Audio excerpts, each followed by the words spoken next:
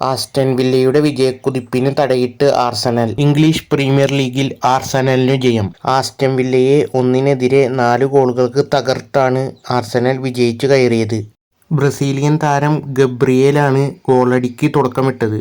48-ാം മിനിറ്റിൽ header ഗോളിലൂടെ Arsenal മുന്നിൽ. അതിന് തൊട്ടു പിന്നാലെ 52-ാം മിനിറ്റിൽ സുബിമെൻഡിയും കൂടി ഗോളടിച്ചുകൊണ്ട് ആർസണലിന്റെ ലീഡ് ഇരട്ടിയാക്കി. അവിടെ വെച്ചും ആർസണൽ ഗോളടി നിർത്താൻ തീരുമാനിച്ചിരുന്നില്ല. 69-ാം മിനിറ്റിൽ ട്രൊസാർഡും കൂടി ഗോളടിച്ച് ലീഡ് 3-ലേക്ക് ഉയർത്തി. 78-ാം മിനിറ്റിൽ ബ്രസീലിയൻ സൂപ്പർ താരം ഗബ്രിയേൽ ജീസസും കൂടി ഗോൾ നേടിയപ്പോൾ എതിരില്ലാത്ത 4 ഗോളുകൾക്ക് ആർസണൽ മുന്നിൽ.